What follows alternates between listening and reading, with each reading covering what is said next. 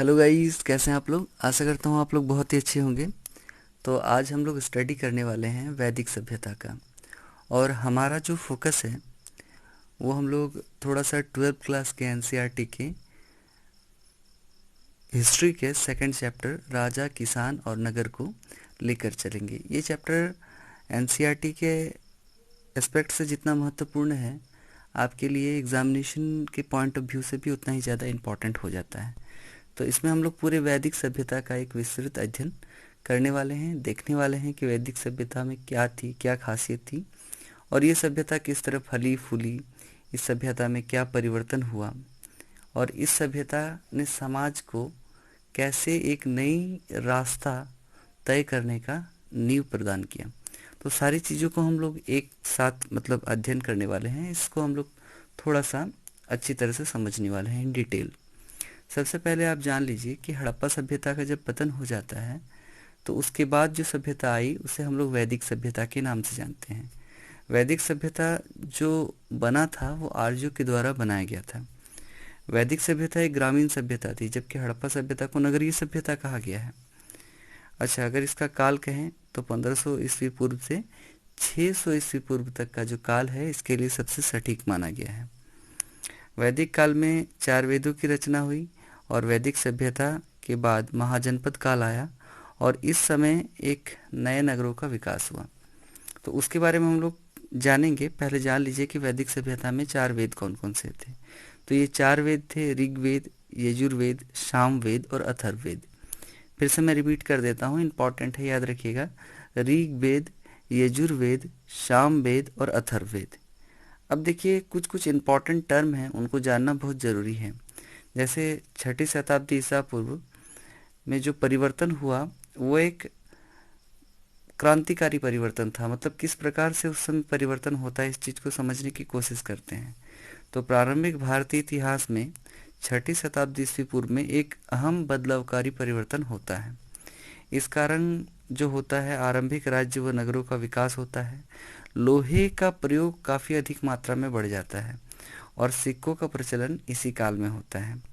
इसी समय में बौद्ध तथा जैन, दो पैरेलली कम्युनल रिलीजन का उदय होता है, यानी कि बौद्ध तथा जैन धर्मों का विकास इसी काल में होता है। बौद्ध और जैन धर्मों के प्रारंभिक ग्रंथों में महाजनपद नाम से 16 राज्यों का जिक्र मिलता है और आपको हम आगे जाकर पढ़ाएंगे कि 16 महाजनपद क्या थे, उनकी क्या विशेषताएं थी। अच्छा, 6ठी शताब्दी ईसा पूर्व कृषि के लिए परिवर्तन काल माना गया है। इस काल में लोहे के हल का भी प्रयोग हुआ, जिससे कठोर जमीन को जोतना आसान हो गया और इस काल में धान के पौधे का रोपण व्यापक मात्रा में शुरू हो जाता है। इससे फसलों की उपज में अत्यधिक मात्रा में वृद्धि होती है। अब देखिए, जनपद और महाजनपद को हम लोग थोड़ा समझने का कोशिश करते हैं। ऋग्वैदिक युग में राज्यों को जन कहा जाता था। जो छोटे छोटे राज्य थे ऋग्वैदिक काल में उन्हें जन कहा जाता था, तथा उत्तर वैदिक युग में राज्य को जनपद कहा जाता था। ऋग्वैदिक में जन और उत्तर वैदिक में राज्यों को क्या कहा जाता था? जनपद। 6वीं शताब्दी ईसा पूर्व में देश के राजनीतिक क्षितिज पर जिन विभिन्न राज्यों का अस्तित्व दिखाई देता था उन्हें महाजनपद की संज्ञा दी गई है। बिल्कुल, 6ठी शताब्दी ईसा पूर्व में जो सारे राज्य अपना अस्तित्व लेकर सामने आए उन राज्यों को महाजनपद कहा गया। इस समय में विभिन्न महाजनपदों का उल्लेख बौद्ध ग्रंथ के अंगुत्तर निकाय एवं जैन धर्म के ग्रंथ भगवती सूत्र में मिलता है। इसमें इम्पॉर्टेंट ये है कि अंगुत्तर निकाय की सूची को अधिक विश्वसनीय एवं प्रमाणित माना गया है। कि बौद्ध धर्म का जो प्रमाण है उसको जैन धर्म की अपेक्षा ज़्यादा महत्व मिलता है। बौद्ध एवं जैन धर्म के प्रारंभिक ग्रंथों में महाजनपद नाम से 16 राज्यों का जिक्र मिलता है। हालांकि महाजनपदों के नाम की तालिका इन ग्रंथों में एक बराबर नहीं है, किंतु वज्जी, मगध, कौशल, कुरु, पांचाल, गंधार एवं अवंती जैसे नाम अक्सर मिलते हैं। इससे स्पष्ट है कि उक्त महाजनपद सबसे अहम महाजनपदों में गिने जाते थे। याद रखिएगा कि इम्पॉर्टेंट महाजनपद कौन कौन से थे। तो वज्जी, मगध, कौशल, कुरु, पांचाल और गंधार थे। आगे है कि ये जो महाजनपद थे इनका रोल बहुत ज़्यादा इम्पोर्टेंट था। अधिकांश महाजनपदों पर राजा का शासन होता था, लेकिन गण और संघ के नाम के राज्यों में लोगों का समूह शासन करता था। हर जनपद की राजधानी होती थी जिसे किले से घेरा जाता था। सभी जनपद को किले से घेर दिया जाता था। किलेबंद राजधानियों में रख रखाव और प्रारंभिक सेनाओं और नौकरशाही के लिए अधिक धन की जरूरत थी। शासक किसानों और व्यापारियों से कर वसूला करते थे। ऐसा हो सकता है कि पड़ोसी राज्यों को लूटकर ये सारा धन इकट्ठा किया जाता होगा उस समय। धीरे धीरे कुछ नए स्थायी सेना और नौकरशाही रखने लगे, मतलब कि राजाओं का एक युग प्रारंभ हो जाता है। अच्छा, थोड़ा सा गण एवं संघ को समझने का कोशिश करते हैं।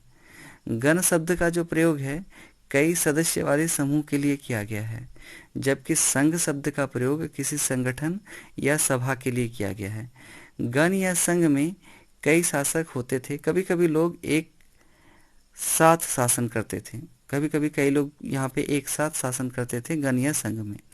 अच्छा, सभाओं के वाद विवाद के जरिए निर्णय लिया जाता था। गणों की सभाओं में स्त्रियों, दासों, कंपकारों की भागीदारी नहीं थी, इसलिए इन्हें लोकतांत्रिक नहीं माना जाता है। भगवान बुद्ध और भगवान महावीर दोनों इन्हीं गणों से संबंधित थे। वज्जी संघ की ही भांति कुछ राज्यों में भूमि सहित अनेक आर्थिक स्रोतों पर राजा गण सामूहिक नियंत्रण रखते थे। तो इम्पोर्टेंट ये रखिएगा याद कि गण जो है इसका उपयोग कई सदस्य वाले समूह के लिए और संघ का प्रयोग किसी संगठन या सभा के लिए किया जाता था। अब थोड़ा सा हम लोग समझने वाले हैं कि मगध साम्राज्य क्या था। जैसे कि आपको पता है कि वैदिक काल के पॉइंट ऑफ व्यू से अगर देखें तो मगध साम्राज्य बहुत ही ज़्यादा इम्पोर्टेंट हो जाता है। तो मगध आधुनिक बिहार राज्य में स्थित है। पहले ये जो क्षेत्र पड़ता था वो वर्तमान के बिहार राज्य के पास में ही पड़ता था। मगध 6ठी से 4ठी शताब्दी ईस्वी पूर्व में सबसे शक्तिशाली महाजनपद था। प्रारंभ में राजगृह मगध की राजधानी थी। पहाड़ियों के बीच बसा राजगृह एक किलेबंद शहर था। बाद में 4ठी शताब्दी में क्या होता है, 4ठी शताब्दी ईसा पूर्व में पाटलिपुत्र को इसकी राजधानी मतलब मगध की राजधानी बना दिया जाता है। वर्तमान में जैसा कि आपको पता है कि पाटलिपुत्र को हम लोग पटना के नाम से जानते हैं। अनेक राजधानियों को किलेबंदी, लड़ाई, ईंट या पत्थर के ऊंचे दीवारों को बनाकर घेर दिया जाता था। मतलब राजधानियों को सुरक्षा करने के लिए ऊंची ऊंची दीवारें बनाई जाती थी। इंपॉर्टेंट चीज याद रखिएगा कि कौशाम्बी के किले की दीवार के साक्ष्य मिले हैं। कौशाम्बी जो है वहाँ पे किले की दीवार के साक्ष्य मिले हैं। और डॉक्टर हेमचंद्र राय चौधरी ने मगध के बारे में कुछ इस प्रकार बताया था। क्या बताया था उन्होंने, सुनिए। उन्होंने कहा था कि मगध का प्रारंभिक इतिहास हर्यक कुल में राजा बिंबिसार से प्रारंभ होता है। मगध को इन्होंने दिग्विजय और उत्कर्ष के जिस मार्ग पर अग्रसर किया वह तभी समाप्त हुआ जब कलिंग के युद्ध के उपरांत अशोक ने तलवार को म्यान में शांति दी। मतलब कि देखिए उनका कहना यह था कि मतलब मगध का जो चरम उत्कर्ष शुरू होता है, मगध साम्राज्य जो फैलना शुरू होता है वो डॉक्टर हेमचंद्र राय के अनुसार बिंदुसार के समय में होता है। और उसके बाद मगध साम्राज्य दिन प्रतिदिन उन्नति करता चला जाता है। पर उन्नति करते करते इस मतलब मगध साम्राज्य का फैलाव, मगध साम्राज्य का विस्तार तभी समाप्त होता है जब चंद्रगुप्त मौर्य कलिंग के युद्ध के बाद युद्ध से युद्ध को त्याग देते हैं और धम्म को स्वीकार कर लेते हैं। इन सारी चीज़ों को फिर हम लोग डिटेल्स में जानने की कोशिश करेंगे। देखिए, मगध महाजनपद क्यों समृद्ध था इसको आपको समझना होगा। और शक्तिशाली महाजनपद बनने का कारण क्या था कि मगध सभी महाजनपद से क्यों शक्तिशाली बन गया था। तो ये पहला तो कारण था कि ये प्राकृतिक रूप से सुरक्षित था। इस जनपद के इर्द गिर्द बहुत सारी पहाड़ियां थी और पहाड़ियों को पार करके दुश्मनों का आक्रमण करना इस जनपद पे उतना आसान नहीं था उस समय। यहाँ दूसरा कारण ये था कि यहाँ की भूमि बहुत उपजाऊ थी। गंगा और सोन नदी की पानी से काफ़ी अच्छी मात्रा में सिंचाई हो जाती थी, जिसके कारण यहाँ पे अच्छी फसलों का उत्पादन भी हो जाता था। इम्पॉर्टेंट ये था कि यहाँ की जनसंख्या और जनपदों की अधिक मात्रा के कारण अच्छी खेती में मजदूरों की कमी नहीं होती थी। जंगलों में हाथी उपलब्ध थे जंगल में हाथी पाए जाते थे जो कि सेना में बहुत काम आते थे। योग्य तथा महत्वाकांक्षी शासक थे, चाहते थे कि अपने राज्य का विस्तार करें। शासक में अपना एक दमखम था कि वो अपने राज्य को दिन प्रतिदिन बढ़ा कर मगध के जो राजा हुए वो बहुत ही योग्य और शक्तिशाली हुए। मतलब कि चंद्रगुप्त मौर्य से जो शुरू होता है सिलसिला, और हम देखेंगे धीरे धीरे बृहद्रथ तक, अंतिम राजा तक, मतलब प्रतिदिन मगध का धीरे धीरे विकास ही होता जाता है। और हालांकि अशोक के शस्त्र त्यागने के बाद मगध का कुछ मतलब विकास रुद्ध भी होता है। इसके बारे में हम लोग आगे और डिटेल्स में जानने की कोशिश करेंगे। देखिए, गंगा और सोन नदी के पानी से तो सिंचाई का हो जाता था व्यवस्था, और साथ में क्या होता था कि इनके इसी मार्ग के थ्रू, मतलब जल मार्ग के थ्रू व्यापार भी कर लिया करते थे मगध के लोग। और यहाँ पे इम्पोर्टेंट यह था कि लोहे की बड़ी बड़ी खदानें थी जिससे कि हथियार बनाए जा सकते थे और आसानी से लोग अच्छे अच्छे हथियार बना लेते थे। लेकिन प्रारंभिक जैन और बौद्ध लेखकों ने मगध की प्रसिद्धि का जो कारण है वो विभिन्न शासकों तथा उनकी नीतियों को बताया है। जैसे बिंबिसार, अजातशत्रु और महापद्मानंद जैसे प्रसिद्ध राजा अत्यंत महत्वाकांक्षी शासक थे और इनकी मंत्री उनकी नीतियां लागू करते थे। मतलब कि यहाँ पर आपका जो बौद्ध और जैन जो धर्म से सूत्रपात होता है, मतलब कि इनके बारे में पता चलता है मगध साम्राज्य के बारे में, तो बौद्ध और जैन धर्म का मानना रहता है कि मगध साम्राज्य का जो विकास हुआ है वो यहाँ के कुशल शासकों के कारण ही हो पाया है। मतलब कि यहाँ के जो राजा हैं वो सक्षम थे, इसी कारण से यहाँ का विकास हुआ है। अब देखते हैं कि मौर्य साम्राज्य का आरंभ कैसे होता है। मतलब कि लगभग हम लोग चलेंगे 321 से 185 ईस्वी पूर्व। मगध के विकास के साथ साथ मौर्य साम्राज्य का उदय भी उसी समय होता है।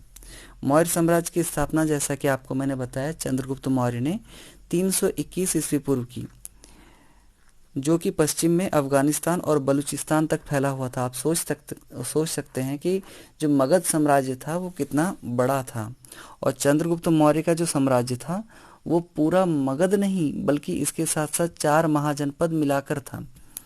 तो चलिए हम लोग थोड़ा चंद्रगुप्त मौर्य के बारे में जान लेते हैं। तो चंद्रगुप्त मौर्य जो था उनका जन्म 340 ईस्वी पूर्व में पटना जो है बिहार का, मतलब एक जिला है, वहाँ पर होता है। और वर्तमान में पटना बिहार की राजधानी भी है। भारत में ये प्रथम हिंदू सम्राट के रूप में माने जाते हैं। इनको प्रथम हिंदू सम्राट की संज्ञा दी गई है।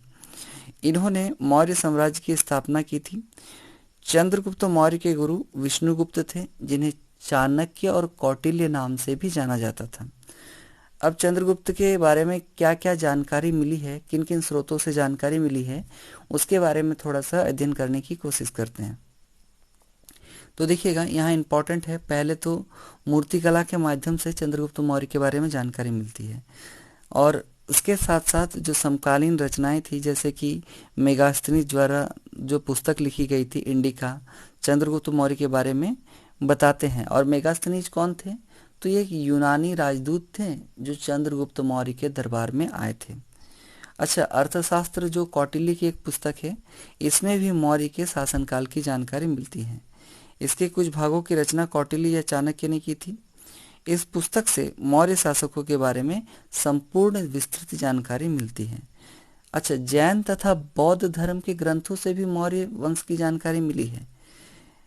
जैन एवं बौद्ध ग्रंथ, पौराणिक ग्रंथों तथा और भी कई प्रकार के ग्रंथों से मौर्य वंश का पता चलता रहा है। अच्छा, अशोक ने जो स्तंभ बनाया, अशोक स्तंभ के नाम से जिसे जानते हैं, इसके द्वारा भी मौर्य साम्राज्य के बारे में महत्वपूर्ण जानकारी मिलती है। और इम्पॉर्टेंट ये था कि अशोक पहला सम्राट था जिसने अधिकारियों को प्रजा के लिए संदेश प्राकृतिक पत्थरों और पॉलिश किए हुए स्तंभों पर लिखवाए थे।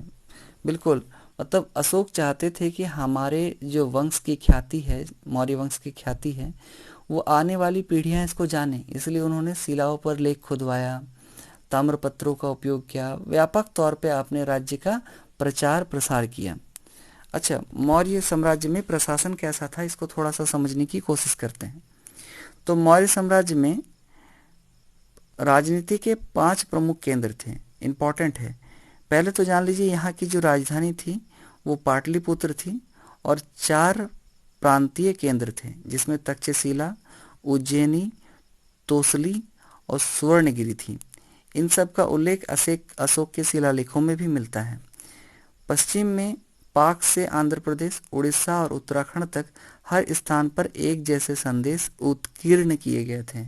मतलब कि पता चलता है कि कितना व्यापक पैमाने में उस समय में मौर्य वंश का प्रचार किया गया था। ऐसा माना जाता है कि इस समय में हर जगह एक समान प्रशासनिक व्यवस्था नहीं रही थी, क्योंकि अफगानिस्तान एक पहाड़ी इलाका तो दूसरी तरफ उड़ीसा एक तटवर्ती इलाका था। तो हर जगह में राजा जो अपना शासन चलाते थे वो अपने सुविधा के अनुकूल चला लिया करते थे। अब देखिए, तक्षशिला और उज्जैनी 2 लंबी दूरी वाले महत्वपूर्ण व्यापार मार्ग थे। सुवर्णगिरी, जिसे सोने का पहाड़ कहते हैं, कर्नाटक में सोने की वहाँ पर खानें मिली है सुवर्णगिरी से। साम्राज्य के संचालन में भूमि और नदियों दोनों मार्गों का आवागमन समान रूप से था। राजधानी से प्रांतों तक जाने में कई सप्ताह या महीने लग जाते थे। अब थोड़ा सा सेना व्यवस्था कैसा था यहाँ का मौर्य साम्राज्य में, तो इसको समझने का हम थोड़ा कोशिश करते हैं। तो मेगास्थनीज के अनुसार मौर्य साम्राज्य में जो सेना व्यवस्था थी उसमें एक समिति थी और 6 उप समिति थी। इम्पोर्टेंट क्या क्या था देखिए। पहला जो मतलब यहाँ पे जो 6 उप समिति था उसमें क्या क्या काम होता। तो पहला में क्या होता था कि नौसेना का संचालन होता था। दूसरी उप समिति में जो था वो यातायात और खान पान का ध्यान रखा जाता था। तीसरी का काम जो होता था वो पैदल चलने वाले सैनिकों का संचालन करता था। चौथी उप समिति जो थी वो अश्वारोही का संचालन करती थी। पांचवी जो उप समिति थी वो रथारोहियों मतलब रथ चलाने वाले सेना का संचालन करता था। और जो छठा और अंतिम उप समिति था वो काम हथियारों का उसका जो काम होता था वो हथियारों का संचालन करना होता था। अब अन्य भी कई छोटी छोटी उप समितियाँ थीं, और जैसे कि उपकरणों को ढोने के लिए बैलगाड़ियों की व्यवस्था करना, सैनिकों के लिए भोजन की व्यवस्था करना, जानवरों के लिए चारे का व्यवस्था करना और सैनिक का देखभाल करने के लिए सेवक और शिल्पकारों की नियुक्ति करना, इन अलग अलग छोटी उप समितियों का काम होता था। थोड़ा सा हम लोग मेगास्थनीज के बारे में पढ़ लेते हैं, क्योंकि मेगास्थनीज ने मौर्य वंश के बारे में हमें बहुत कुछ बताया है और उनकी रचनाओं के आधार पर वास्तव में बहुत जानकारियाँ मिलती हैं। तो यहाँ पे मेगास्थनीज एक इम्पॉर्टेंट कैरेक्टर है जिसके बारे में जानना भी उतना ही महत्वपूर्ण है। तो चलिए स्टार्ट करते हैं, देखते हैं मेगास्थनीज कौन थे। तो मेगास्थनीज एक यूनान के राजदूत थे, साथ में ये एक महान इतिहासकार भी थे। मेगास्थनीज ने एक पुस्तक लिखी थी जिसका नाम इंडिका था। इस पुस्तक से हमें मौर्य साम्राज्य की जानकारी मिलती है। मेगास्थनीज ने बताया कि मौर्य साम्राज्य में सेना के संचालन के लिए एक समिति और 6 उप समिति होती थी। अब थोड़ा सा अशोक के बारे में जान लेते हैं। तो अशोक भारतीय इतिहास के सर्वाधिक रोचक व्यक्तियों में से एक है। अशोक की पहचान 1830 के दशक में हुई, जब ईस्ट इंडिया कंपनी के एक अधिकारी जेम्स प्रिसेप ने ब्राह्मी और खरिष्ठी लिपियों का अर्थ निकाला। अशोक के अभिलेख जो हैं वो प्राकृत में हैं, मतलब प्राकृत भाषा में अशोक के अभिलेख लिखे गए हैं, जबकि पश्चिमोत्तर से जो अभिलेख मिले हैं वहाँ पे अरमाइक और यूनानी भाषा का प्रयोग किया गया है। प्राकृत में अधिकांश अभिलेख ब्राह्मी लिपि में लिखे गए थे, जबकि पश्चिमोत्तर में कुछ अभिलेख खरोष्ठी लिपि में लिखे गए थे। अरमाइक और यूनानी लिपियों का प्रयोग अफगानिस्तान में जो अभिलेख प्राप्त हुए हैं वहाँ से मिलता है। इन लिपियों का उपयोग सबसे आरंभिक अभिलेखों और सिक्कों में किया गया है। अब प्रिंसेप से पता चलता है, वही प्रिंसेप जिन्होंने इसकी खोज की थी, कि अब अधिकांश अभिलेख और सिक्के प्रियदर्शी यानी मनोहर मुख वाले राजा का वर्णन कर रहा है। मतलब कि वहाँ पे जो अभिलेख मिले ना वहाँ पे प्रियदर्शी राजा के बारे में चर्चा हुई है। और प्रियदर्शी का अर्थ क्या होता है? मनोहर मुखाकृति वाला राजा। कुछ अभिलेखों पर राजा का नाम अशोक भी लिखा हुआ है। अच्छा, अशोक ने कलिंग के युद्ध के बाद युद्ध का परित्याग किया तथा धम्म विजय की नीति को अभिलेख पर खुदवाया ताकि उसके वंशज भी युद्ध ना करें। इम्पोर्टेंट था, मतलब कलिंग के युद्ध के बाद ना अशोक इतना ज़्यादा मतलब झकझोर गया था, अंदर से उस इतना ज़्यादा शिथिल हो गया था, इतना खून खराबा होने के बाद अब उसका मन पिघल गया था। वो नहीं चाहता था कि अब हम युद्ध करें और युद्ध की स्थिति वापस फिर से आए। और वो चाहता था केवल मैं नहीं, मेरी आने वाली पीढ़ी भी युद्ध न करे। इसलिए उसने क्या किया, अब शिलालेखों में खुदवाने लगा कि नहीं, हम लोग धम्म स्वीकार करेंगे, युद्ध नहीं करेंगे। अच्छा, ब्राह्मी तथा खरोष्टी लिपि का अर्थ कैसे निकाला गया, तो इसके बारे में थोड़ा सा प्रकाश डालते हैं।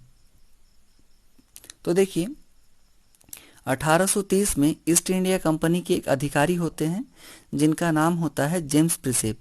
इन्होंने ही ब्राह्मी और खरोष्टी लिपि का पता लगाया था और इनका अर्थ भी निकाला था। ब्राह्मी और खरोष्टी लिपियों का प्रयोग शुरू में अभिलेखों और सिक्कों पर किया जाता था।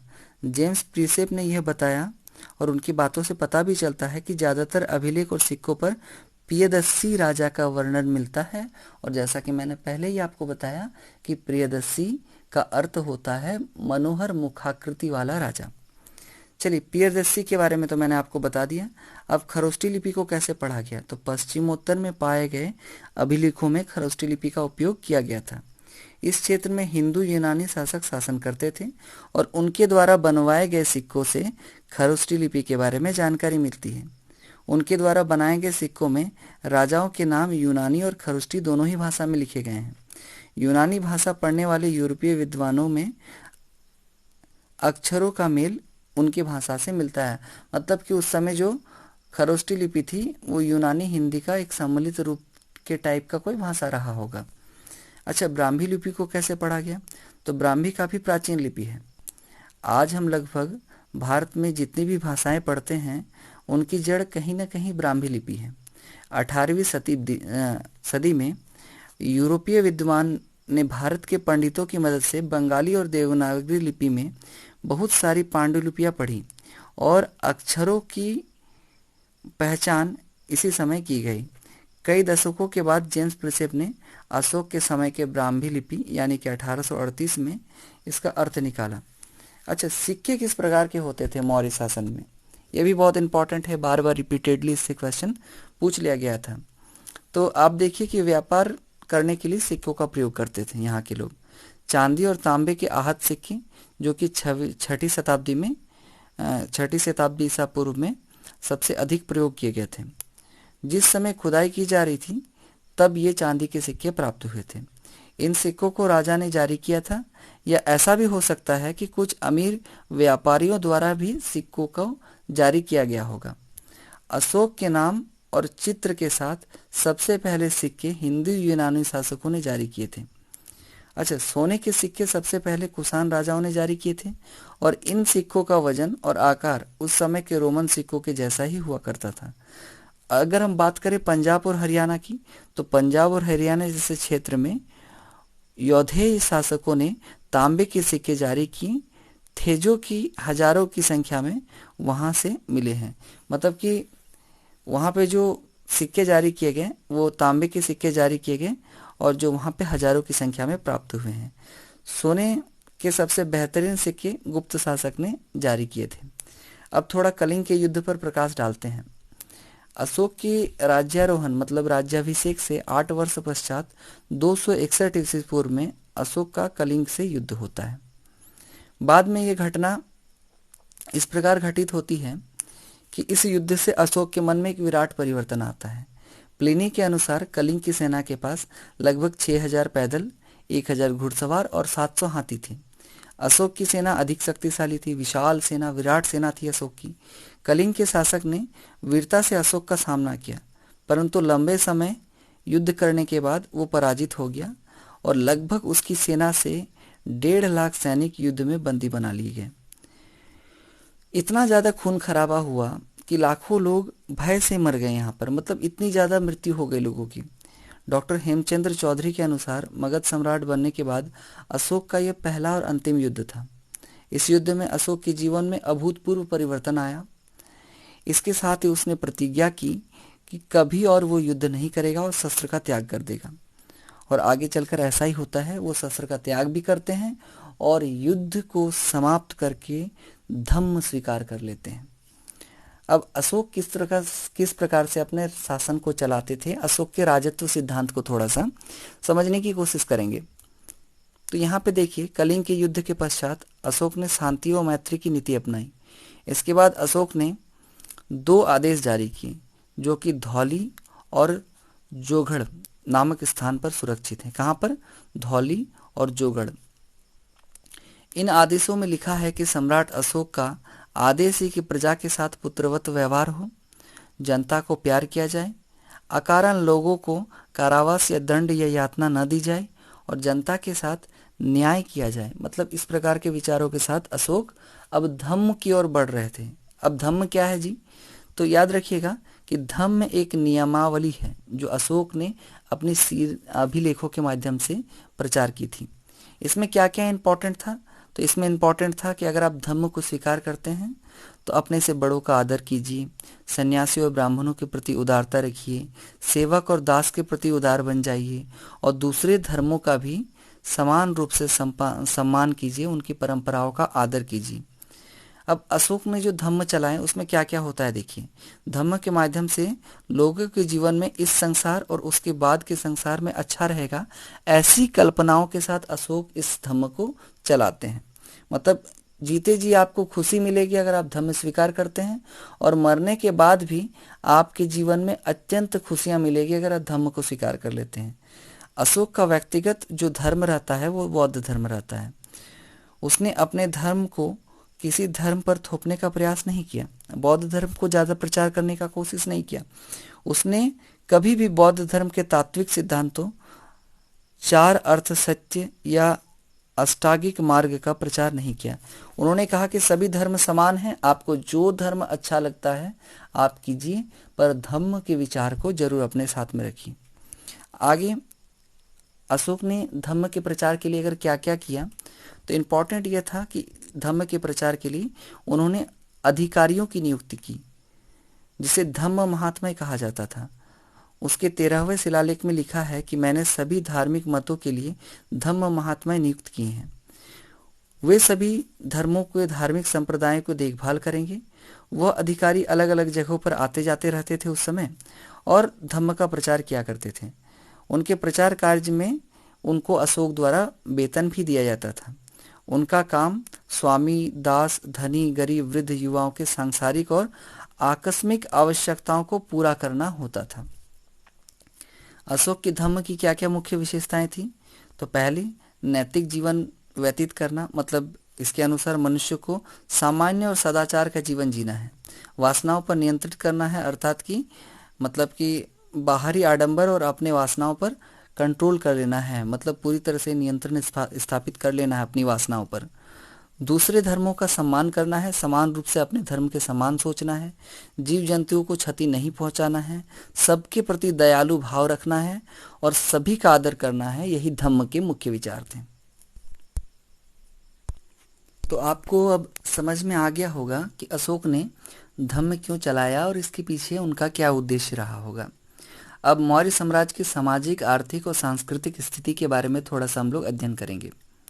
तो सामाजिक स्थिति की बात करें तो अशोक के लेखों, कौटिल्य के अर्थशास्त्र और मेगास्थनीज की यात्रा के साथ उस समय की सामाजिक स्थिति के बारे में हमको पता चलता है। सामाजिक वर्ग में जो जाति प्रथा थी उसका सिस्टम क्या था, तो उसके बारे में, जाति प्रथा के बारे में जो पता चलता है वो कौटिल्य के अर्थशास्त्र से पता चलता है। इसमें कौटिल्य के अर्थशास्त्र से हमें अच्छी जानकारी मिल जाती है कि अशोक के समय जाति प्रथा की क्या व्यवस्था रही होगी। उस समय इनके अनुसार क्षत्रिय और वैश्य दो कैटेगरी था। क्षत्रिय यानी कि वर्तमान में जिन्हें राजपूत कहा जाता है, और वैश्य यानी कि जो व्यापार करते हैं। ये दोनों क्या थे? प्रतिष्ठित समुदाय के व्यक्ति थे। मतलब इन समुदाय के लोगों का सम्मान काफी अच्छा था। लोग ब्राह्मणों के प्रति आदर श्रद्धा का भाव भी रखते थे। मेगास्थनीज ने अपनी पुस्तक इंडिका में 7 जातियों का उल्लेख किया है। ये 7 जातियां क्या हैं? पहला दार्शनिक, दूसरा किसान, तीसरा आहिर, चौथा कारीगर, पांचवा सैनिक, छठा निरीक्षक और सातवां और अंतिम था सभासद। स्त्रियों की क्या दशा थी? अशोक के समय में स्त्रियों की दशा के बारे में थोड़ा सा प्रकाश डालने की आवश्यकता है। इससे रिपीटेडली क्वेश्चंस लगातार बोर्ड्स में पूछे गए हैं। तो क्या है कि स्त्रियों की दशा के बारे में अगर कहना चाहें तो स्त्रियों को स्वतंत्रता थी और समानता का अधिकार भी प्राप्त था। स्त्रियां पुनर्विवाह कर सकती थी और तलाक भी दे सकती थी। सामाजिक कार्यों में स्त्रियों को भाग लेने का पूरा अधिकार था। स्त्रियां धार्मिक कार्यों में जो भाग लेती थी तो वो अपने पति के साथ धार्मिक कार्यों में भाग लेकर पूरा करती थी। प्रशासन में स्त्रियां गुप्तचर का काम किया करती थी, मतलब कि सेक्रेट एजेंट का काम करती थी वहां की महिलाएं। सैनिक के रूप में प्रतिरक्षी का भी बहुत स्त्रियों के काम का वर्णन मिला है, यानी कि सैनिक के रूप में भी वहां स्त्रियां काम कर रही थी, ऐसा प्रमाण मिल चुका है। समाज का संपन्न वर्ग जो होता था वो बहुपत्नीवादी होता था, मतलब कि एक से ज़्यादा शादियां करता था। कुछ स्त्रियां वेश्यावृत्ति करती थी और इनको व्यवसाय के रूप में उपयोग करती थी और अपनी आजीविका वेश्यावृत्ति के माध्यम से ही चलाती थी। चाणक्य के अनुसार वंश की रक्षा के लिए स्त्री किसी अन्य व्यक्ति से पुत्र उत्पन्न कर सकती थी। मान लीजिए कि कोई महिला है, बहुत दिन शादी हो गया है और उसे अपना पुत्र प्राप्त नहीं हुआ है, या वंश की रक्षा के लिए मान लीजिए कि पुत्र पुत्री नहीं हो रहा है, बहुत दिन हो गया है, तो दूसरे व्यक्ति से अपनी संतान को उत्पन्न कर सकती थी वहाँ की महिलाएं। यूनानी लेखक के अनुसार राजघराने की स्त्रियां आवश्यकता होने पर शासन सूत्र को अपने हाथों में भी ले सकती थी। अब हम लोग वहाँ के रहन सहन और वेशभूषा पे थोड़ा सा प्रकाश डालते हैं। तो देखिए, मकान और भवन जो वहाँ का होता था वो विलासितापूर्ण होता था। मौर्य साम्राज्य में प्रायः समृद्धि का काल माना गया है, इसलिए माना जाता है कि वहाँ की जो जनता थी, वहाँ की आबादी थी, वो समृद्ध थी, खुशहाल थी। पहनावे की बात करें तो पुरुष सूती के वस्त्र पहनते थे, मतलब कि महिला तथा पुरुष समान रूप से सूती के वस्त्र पहनते थे। पहनावा भड़कीला और लबादेदार था। तड़क भड़क यानी कि हीरे जवाहरात, इन सारी चीज़ों का लोगों को काफ़ी शौक था।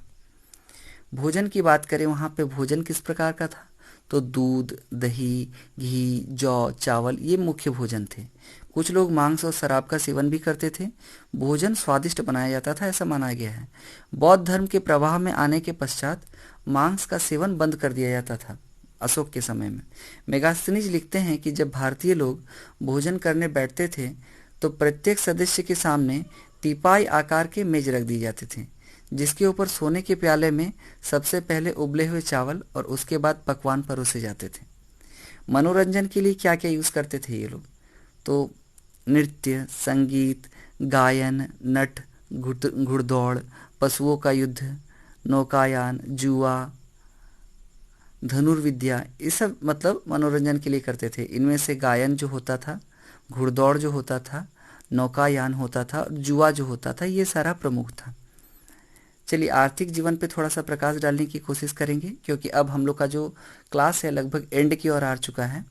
तो मौर्य साम्राज्य की अर्थव्यवस्था कृषि, पशुपालन और वाणिज्य पर आधारित थी, मतलब कि कृषि, पशुपालन और व्यापार पर। मौर्य साम्राज्य के जो पूरे स्ट्रक्चर में आप देखिएगा कि कृषि और पशुपालन का विशेष महत्व रहा है और व्यापार भी समान रूप से होता रहा है। अब मौर्य साम्राज्य का पतन कैसे होता है, इसके बारे में थोड़ा सा समझते हैं।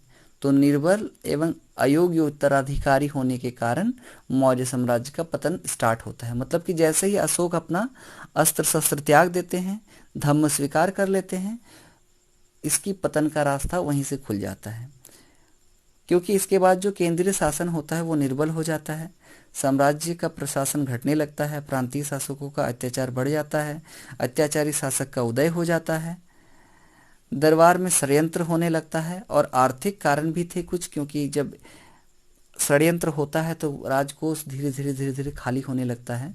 और आर्थिक कारणों से भी माना जाता है कि अशोक यानी कि मौर्य साम्राज्य की ही बात कर ले, वो धीरे धीरे पतन की ओर बढ़ता जाता है। मौर्य साम्राज्य में क्या महत्वपूर्ण है, तो 9 शताब्दी में जब इतिहासकारों ने भारत के प्रारंभिक इतिहास की रचना शुरू की तो मौर्य साम्राज्य को इतिहास का मुख्य काल माना है। ये बहुत इंपॉर्टेंट है, क्योंकि यहाँ इस साम्राज्य में मतलब अद्भुत कला का साक्ष्य मिला है। मूर्तियाँ मिली हैं जो साम्राज्य की एक विशिष्ट पहचान बनाती हैं। अभिलेख मिले हैं जो दूसरे सारे अभिलेखों से अलग हैं। अशोक एक महान शासक था, इसका भी वर्णन मौर्य साम्राज्य में मिलता है। और मौर्य साम्राज्य 150 वर्ष यानी कि 150 सालों तक चला था, इसीलिए भी ये काल थोड़ा सा महत्वपूर्ण है। अब दक्षिण के राजा और सरदार के बारे में थोड़ा सा हम लोग पढ़ने का कोशिश करते हैं तो दक्षिण में तमिलनाडु, आंध्र प्रदेश, केरल में चोल, चेर एवं पांड्य जैसे सरदारों का राज हुआ करता था, मतलब इनका उदय होता है। ये राज्य समृद्ध और स्थायी थे। प्राचीन काल में तमिल ग्रंथों में इनका उल्लेख मिलता है। सरदार राजा लंबी दूरी के व्यापार के लिए राजस्व जुटाते थे। इन्हें सातवाहन राजा भी कहते थे। अच्छा, सरदार और सरदारी क्या है? पहले इंपॉर्टेंट आप जान लीजिए कि सरदार और सरदारी क्या होता है। तो सरदार एक ताकतवर व्यक्ति होता है जिसका पद जो होता है वंशानुगत होता है, मतलब सरदार का बेटा सरदार, फिर उसका बेटा, फिर उसका बेटा सरदार बनता है। और ये नहीं भी हो सकता है, मतलब कभी कभी सरदार को हटाया भी जा सकता है। उसके समर्थक उसके खानदान के लोग होते हैं। सरदार के कार्यों में विशेष अनुष्ठान का संचालन, युद्ध के समय नेतृत्व करना एवं विवादों को सुलझाने में मध्यस्थता की भूमिका निभाना सम्मिलित है। वह अपने अधीन लोगों से भेंट लेता है, यानी कि जब राजा मतलब होते हैं वो अपना अधीन लोगों से कर वसूलते हैं। और क्या होता है कि अपने जो उनका समर्थन करते हैं उनको भेंट वितरण भी करते हैं। सरदारी में प्रायः कोई स्थायी सेना अथवा अधिकारी नहीं होता है। सरदार के क्या क्या कार्य हैं? तो अनुष्ठान का संचालन, युद्ध का नेतृत्व, लड़ाई झगड़े के विवाद को सुलझाना। सरदार अपने अधीन लोगों से भेंट लेता है, अपने समर्थकों से उस भेंट को बांट देता है। सरदारी में कोई स्थान, सेना या अधिकारी नहीं होते हैं। ये सारे इंपॉर्टेंट चीज़ हैं। अब इन सारे चीज़ों के साथ हमने पता किया कि किस प्रकार मौर्य शासन अपना पूरा अस्तित्व रखता है और किस प्रकार से वैदिक सभ्यता की शुरुआत से लेकर मौर्य साम्राज्य तक का विस्तार होता है। हमने एक एक चीज़ को डिटेल्स में पढ़ा है, जहां आवश्यकता थी उन चीज़ों पर विशेष प्रकाश डाला है। इसके बाद अगले वीडियो में हम लोग गुप्त शासन की ओर चलेंगे कि गुप्त शासन का उदय कैसे होता है। वीडियो पसंद आया तो वीडियो को लाइक, शेयर और सब्सक्राइब कीजिएगा। ज़्यादा से ज़्यादा